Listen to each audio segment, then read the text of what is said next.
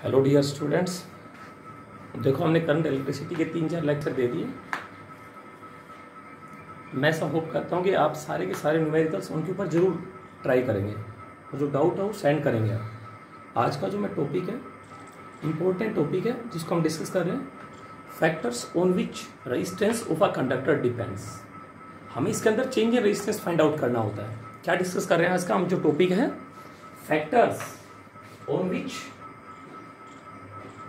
क्या टॉपिक है बच्चों, factors on which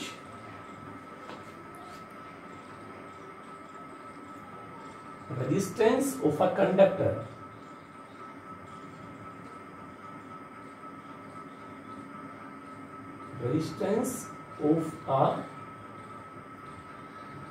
conductor depends. ये हमारा टॉपिक।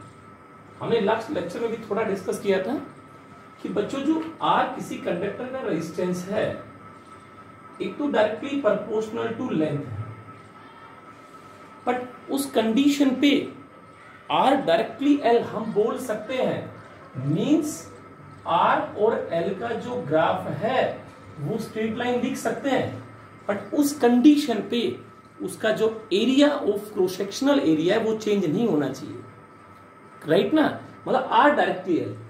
उस सेकंड में ये लिख सकता हूं उस कंडक्टर का जो रेजिस्टेंस है वो इनवर्सली एरिया होगा, बट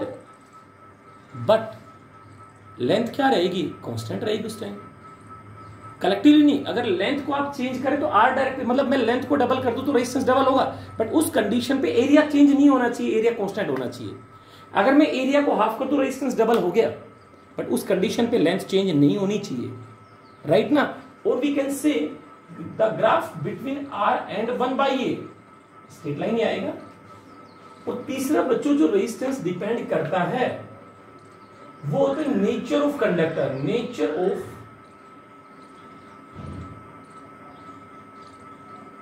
कंडक्टर। और बच्चों टेम्परेचर पे भी डिपेंड करता है डायरेक्टली। ये हम थोड़ा बाद में डिस्कस करेंगे, राइट ना। तो हम उन दो टर्म्स पे आज काम करेंगे। आर डायरेक्टली एल पे काम करेंगे, आर इनवर्सली ए पे काम करेंगे। Length double, resistance double, but area kept constant. Area half, resistance double, but उस कंडीशन पे लेंथ क्या होनी चाहिए, फिक्स होनी चाहिए। अगर इन दो टर्म्स पे आज हमें काम करना है तो मैं इनको ऐसे लिख सकता हूं क्या, R is equal to rho L upon A. बच्चों जो ये रो है ये कांस्टेंट ऑफ प्रोपोर्शनलिटी है, और हम इसको यहां पे एक नया नाम देंगे, स्पेसिफिक रेजिस्टेंस। क्या नाम देंगे, स्पेसिफिक रेजिस्टेंस। बेटा ये कभी भी डायमेंशन पे डिपेंड नहीं करता, ये एल और ए पे डिपेंड नहीं करता, ये नेचर ऑफ मटेरियल पे डिपेंड करेगा, ये टेम्परेचर पे डिपेंड करेगा, ये रिलैक्सेशन टाइम पे डिपेंड करेगा। बट याद रखेंगे रेजिस्टिविटी डायमेंशन पे डिपेंड नहीं करती, ये नेचर ऑफ मटेरियल पे डिपेंड करेगा। जैसे ये पेन है, आर इसका डिपेंड करेगा लेंथ, एरिया, बट जो रेजिस्टिविटी हो इसके मटेरियल पे डिपेंड करेगी, किस मटेरियल से बना है, राइट ना। अब मैं यूं कहता हूं इस रो को, जिसको मैंने क्या बोला आपसे, कांस्टेंट ऑफ प्रोपोर्शनलिटी, इसको बच्चों स्पेसिफिक रेजिस्टेंस का नाम दे दिया हमने, और हम इसको एक नया वर्ड बोलते हैं रेजिस्टिविटी। क्या बोलेंगे बच्चों, रेजिस्टिविटी, राइट। ये कभी भी लेंथ और एरिया चेंज करने से चेंज नहीं होगी। अब हमें काम आज इस फॉर्मूले पे काम करना है, इसके ऊपर न्यूमेरिकल्स आते हैं बच्चों। कैसे, देखो सबसे पहले मैं आपको चेंज इन रेजिस्टेंस निकालना सिखा रहा हूं। चेंज इन रेजिस्टेंस आप क्वेश्चंस पे ट्राई करें इस फॉर्मूले पे। सबसे पहले मैं क्या कर रहा हूं बच्चों, हम इसको थोड़ा चेंज कर रहे हैं। बेटा R इज इक्वल टू क्या है, ऊपर देखो रो L बाई ए। पहला जो मेरा कॉन्सेप्ट है जो मैं आपको सिखाना चाह रहा हूं, मैंने इसको L से मल्टीप्लाई कर दिया और L से डिवाइड कर दिया, राइट बच्चों। तो हमारा क्या आ गया ये फॉर्मूला, ये आ गया बेटा रो L square upon area into length, उस कंडक्टर का वॉल्यूम हो गया। अगर मैं आपको ये कहूं, अगर वॉल्यूम कांस्टेंट है, क्योंकि रो तो हमारे पास है ही कांस्टेंट बच्चों, रो तो क्या है बच्चों, कांस्टेंट है, राइट। ये तो डायमेंशन पे डिपेंड ही नहीं करता, और वॉल्यूम कांस्टेंट है, क्योंकि अगर मैं इस वायर को स्ट्रेच करूंगा तो जितनी लेंथ बढ़ेगी उसी रेशियो में इसका एरिया क्या हो गया, कम हो गया। अगर यूनिफॉर्म इंक्रीज है तो एरिया यूनिफॉर्मली डिक्रीज होता जाएगा। तो अगर मैं कह दूं रो और वॉल्यूम कांस्टेंट है, तो आप बताएंगे फर्स्ट जो आर है वो डायरेक्टली क्या हो गया बेटा, एल स्क्वायर हो गया कि नहीं हो गया। अगर फर्स्ट क्वेश्चन सबसे इजी क्वेश्चन आप कर रहे हैं, मैं बोलूं बच्चों एक वायर है, उसकी लेंथ एल है, हमने उसको स्ट्रेच कर दिया, उस वायर को, उसी वायर को स्ट्रेच कर दिया हमने डबल ऑफ इट्स लेंथ, मतलब न्यू लेंथ 2L हो गया, तो उसका रेजिस्टेंस डबल नहीं होगा, उसका रेजिस्टेंस 4 टाइम्स हो गया। कैसे देखो आप लोग, बेटा आर डैश क्या आ गया, डायरेक्टली एल डैश का स्क्वायर, तो हमारा फॉर्मूला क्या बन गया, R dash by R is equal to L dash का स्क्वायर अपॉन एल का स्क्वायर। मैंने क्या कहा, एक वायर है, उसकी लेंथ एल है, उसका रेजिस्टेंस आर है, area of cross section A है, मैंने उस वायर को स्ट्रेच किया लाइक दिस वन, जैसे ये एक वायर था बच्चों, राइट, इसका लेंथ बेटा एल है, एरिया क्रॉस सेक्शनल ए है, अब इसको डबल लेंथ कर दिया, तो बेटा लेंथ डबल होगा तो क्रॉस सेक्शनल एरिया भी कम होगा, ठीक है। अब लेंथ हमने बच्चों इसको एल डैश मान लिया, एरिया बेटा ए डैश मान लिया, बट वॉल्यूम तो क्या रहेगा, सेम रहेगा, तो मैं वॉल्यूम कंसिडर कर दूं दोनों का, A L is equal to बोलो ए डैश एल डैश, तो बेटा लेंथ को डबल कर दूं तो बोलो A L is equal to A dash L dash 2L हो गया, आपने डबल बोला, एल से एल बच्चों कैंसिल हो गया, ए डैश क्या है बोलो बेटा, हाफ हो गया कि नहीं हो गया, राइट ना, पक्का।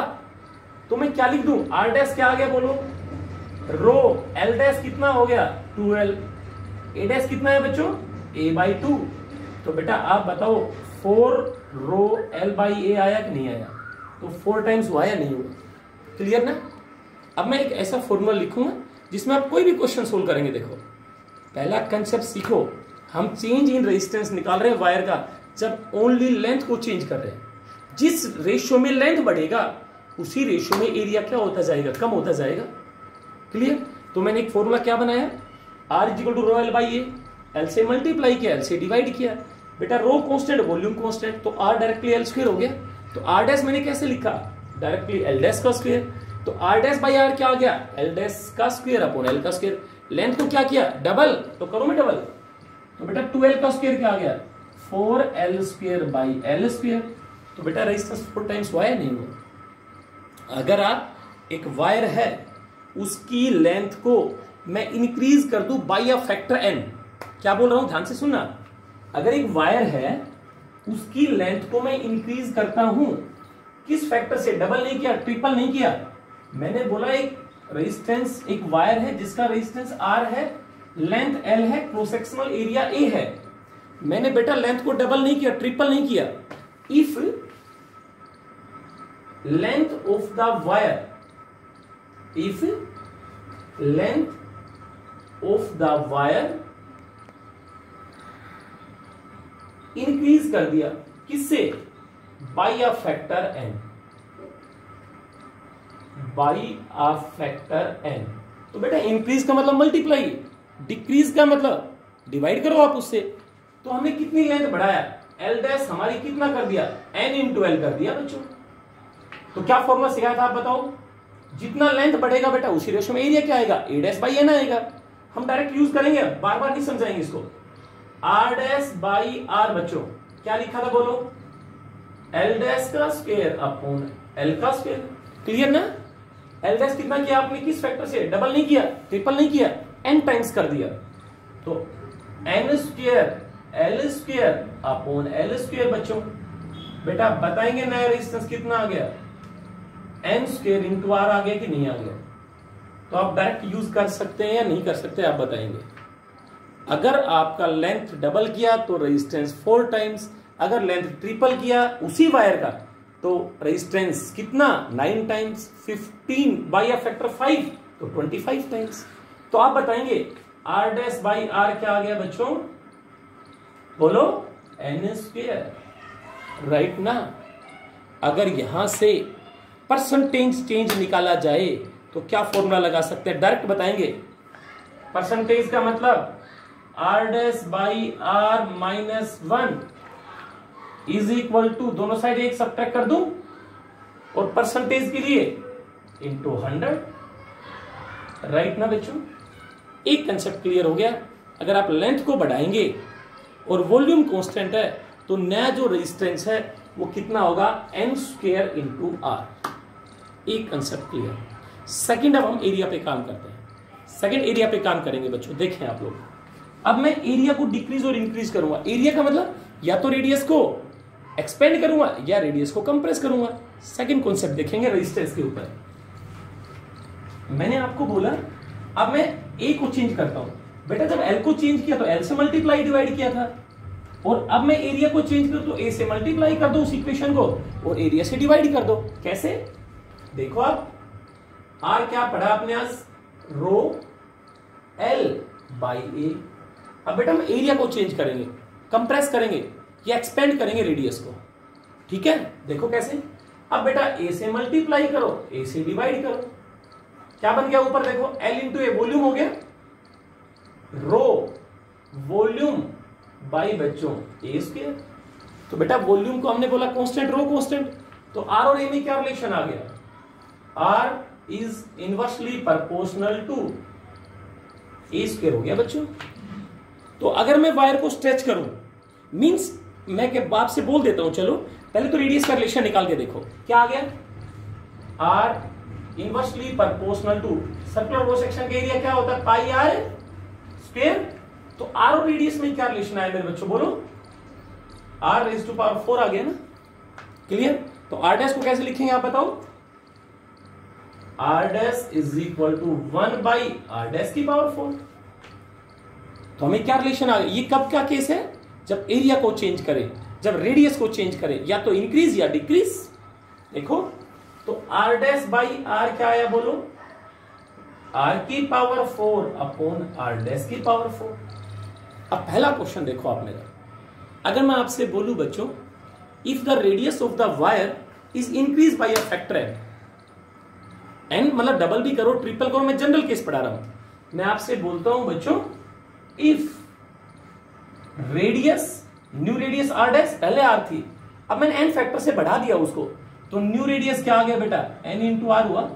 ध्यान से देखेंगे, मैंने बोला वायर की रेडियस को इंक्रीज कर दिया एन फैक्टर से, तो नया रेजिस्टेंस बताओ बच्चों कितना आएगा।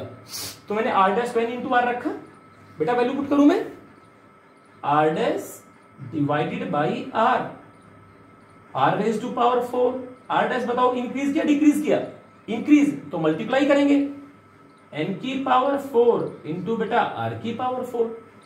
ये बच्चों क्या हो गया, कैंसिल हो गया। तो आप बताओ बच्चों, आर डैश किसके बराबर आ गया, R upon N raise to power 4 आया या नहीं आया। या हम कैसे लिख सकते हैं, N raise to power -4 into are.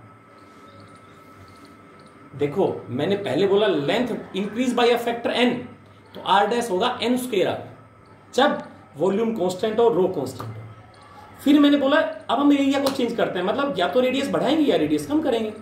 अगर आप रेडियस को इंक्रीज करेंगे, मैं आपको बोल दूं रेडियस को डबल कर दिया वायर की को, राइट ना, रेडियस को इंक्रीज कर दिया बाय अ फैक्टर 2, तो नया रेजिस्टेंस कितना आ गया, कितने फैक्टर से इंक्रीज किया 2, तो एन की वैल्यू 2 हो गया। तो बेटा r बाई 2 की पावर 4, तो r बाई 16 आया या नहीं आया। इंपॉर्टेंट पैरामीटर से जो मैं आपको समझा रहा हूं वो, अगर रेडियस बढ़ाएंगे तो रेजिस्टेंस है उसकी वैल्यू r अपॉन n की पावर 4 होगा, तो डिक्रीज करेंगे तो n की पावर 4 इंक्रीज होगा। देखो देखो कैसे, first radius increase then resistance decrease by which factor, n raise to power 4, r dash is equal to r by n raise to power 4। Clear ना। थर्ड चीज देखेंगे, अब मैं बोलता हूं आपसे, इसी के अंदर मैं बोलता हूं बच्चों रेडियस को डिक्रीज कर देते हैं हम n फैक्टर से, आपको तो कर लेंगे डबल ट्रिपल अपने आप कर लेंगे। मैंने बोला जो रेडियस है ना बच्चों वो क्या किया, डिक्रीज कर दिया बाय अ फैक्टर n, किस फैक्टर से, बाई अ फैक्टर n। बेटा डिक्रीज का मतलब कंप्रेस कर दिया ना हमने उसको, इट मींस न्यू रेडियस है वो हाफ नहीं की n फैक्टर से डिक्रीज कर दी। तो आप देखो रेजिस्टेंस क्या आएगा, फॉर्मूला याद है हमें, r डैश बाई r, क्या बोला था, इनवर्सली r की पावर 4 होता है, r4 अपॉन मेरे बच्चों r डैश की पावर 4। r डैश क्या किया, बढ़ाता है, आप इसको इंक्रीज करते तो n इंटू r करते, डिक्रीज कर रहे हैं तो r बाई n। चलो लिखो इसकी value, r raise to power 4 upon बच्चों r बाई n की पावर 4, राइट। अब बेटा r की पावर 4 तो नेगलेक्ट हो गया अपना, तो कितना आ गया r dash, r dash upon क्या करूं बच्चों, r इक्वल टू n की पावर 4 ऊपर चला गया बेटा, n raise to power 4 r की पावर 4, r की पावर, बेटा ये तो कैंसिल हो गया।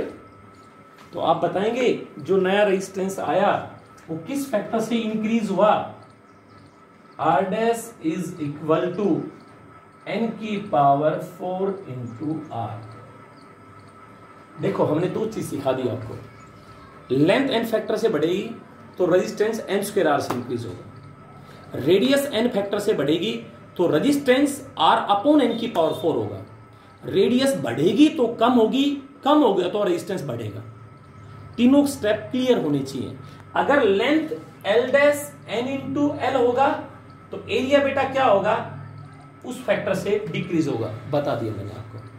तीन रिलेशन दोबारा रिपीट कर रहा हूं, अगर बच्चों वॉल्यूम कांस्टेंट है और लेंथ को इंक्रीज किया जाए तो नया जो रेजिस्टेंस है, न्यू रेजिस्टेंस जो आएगा, अगर l डैश n फैक्टर से बढ़ेगा तो नया जो रेजिस्टेंस है मेरे बच्चों वो होगा n square into r, clear ना।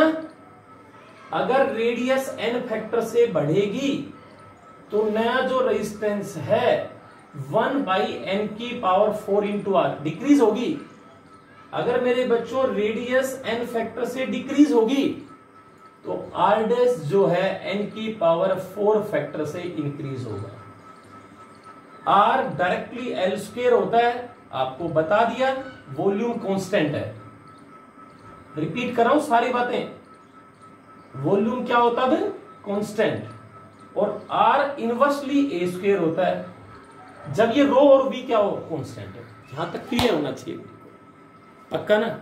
अब देखो बच्चों इसी पे काम करेंगे, इसी को कंटिन्यू कर रहा हूं। देखो अब मैं क्या करूं, थोड़ा और इसके बारे में आपको बताता हूं। देखो अगर मेरे बच्चों मैंने कहा r डायरेक्टली l स्क्वायर, ठीक है, अगर वो क्वेश्चन इस तरह से दे कि हमने length of the wire is increase by 5%, वो बोल दे कि if length of the wire, length of the wire increase by 5%, या मैंने बोल दिया 2%, means delta L by L है हमारे पास कितना, 2%। तो हम इसको डायरेक्ट सोल्व कर सकते हैं। कैसे बेटा, हमने एरर पढ़ा है, यहां पर फ्रैक्शनल चेंज इन आर कैसे लिखते हैं, delta R by R, percentage change in R into 100 होगा, पावर को आगे लाओ, fractional change in L, delta L by L, right ना। जब भी ये क्वेश्चन आता है, अगर परसेंटेज चेंज इन लेंथ,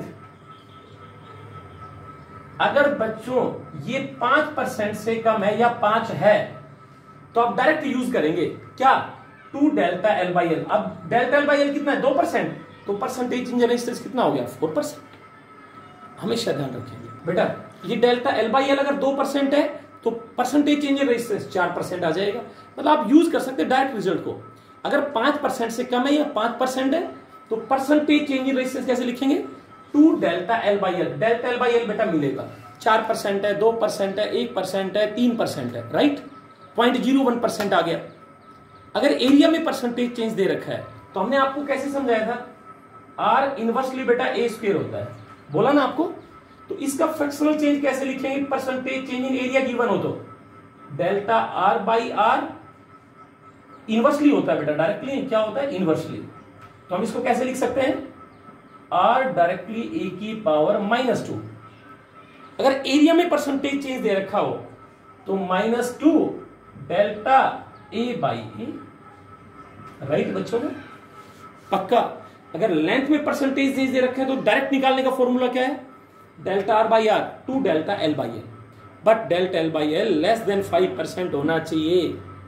अगर एरिया में परसेंटेज चेंज दे रखे तो क्या यूज करेंगे, delta R by R. Delta R का मतलब यहां पर पता है क्या है, R dash minus R, right, -2 delta A by A बच्चों, क्लियर।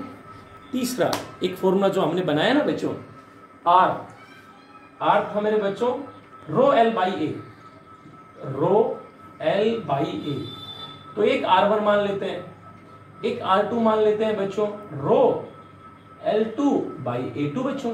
तो एक और फॉर्मूला बना लिया हमने, R1 by R2 L1 A2 upon बेटा बोलो L2 A1।